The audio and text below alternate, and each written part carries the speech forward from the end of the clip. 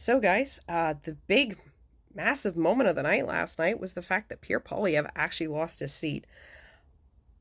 I'm kind of surprised. I mean, I mocked the fact that there were reports coming out that Pierre might actually lose his seat, even in the last moments where people were like saying that the Conservatives were sending out more staffers and campaigners and stuff to push in his area for him. I just thought that he would come really close to losing, but would still end up losing. But no, Carleton pretty much said, no, we are done with you. And Bruce won by quite a few votes. So, first of all, I'd like to say I am a fangirl for Bruce Fanjoy. You are the man of the hour right now, bud. Um, and I say, like, this is just really, really shocking. I mean, he's held that riding for like 20 years or something. It's pretty bonkers that he got booted out. So the question here now is what is going to happen? Now, one can joke about the fact that he's not really the official opposition.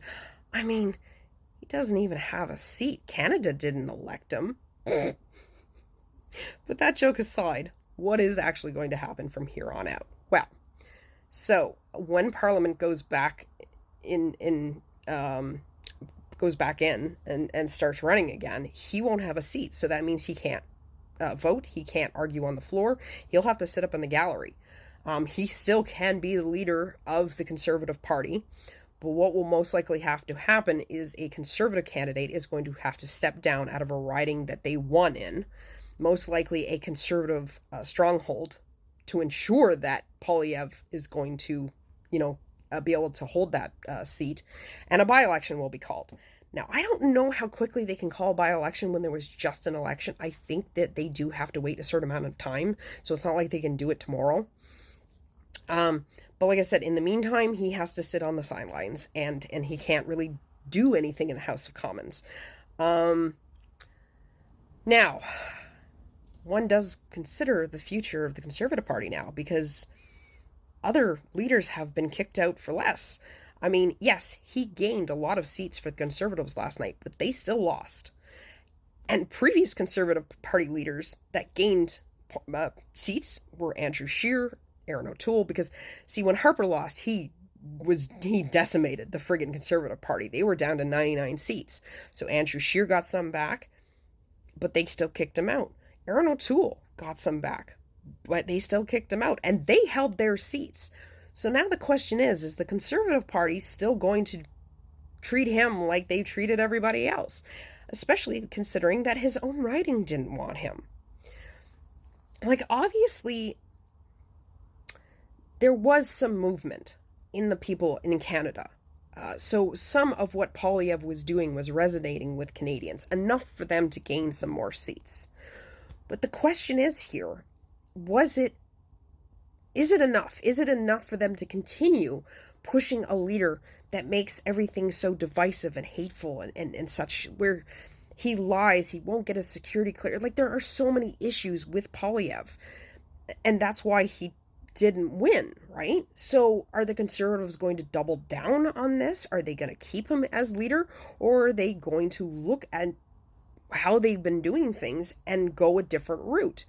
Because so many people were saying that, if the Conservatives had just gone a little bit back more to the right, or, to the left, sorry, and gone to a more centrist idea, they might have actually gotten elected. The problem is that people see the Conservatives now as this very hateful, bigoted, divisive group now, and we don't want to support that. While if you had gone back to the days of the more progressive Conservatives, a lot more people are willing to support that. So before the election, there were a lot of rumors circulating about how there was infighting and there was drama and there was people bullying each other inside the Conservative Party. I mean, the provincial Conservatives, even they're having issues. Doug Ford didn't back, and neither did Tom Houston. Conservative premiers weren't all backing Poilievre. Now Danielle Smith was, Scott Moe was eventually.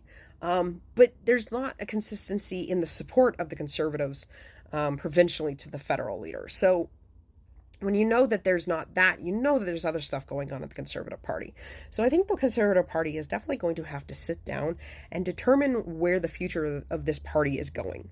Do they want to continue to keep Poilievre as their leader? Do they want to try and go a different route? Do they want to go more Donald Trump? Do they want to go less Donald Trump?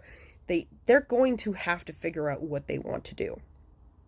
But it's definitely going to make for an interesting few months while they figure that out. So I'm honestly surprised. No, I shouldn't say that. I'm not surprised that Poilievre didn't step down. I figured that he would, but at the time when he did his concession speech, they hadn't called his writing yet, so he hasn't known, and I don't think he's spoken yet today in regards to his loss. So it'll be interesting to see when he comes out and talks about that. So yeah.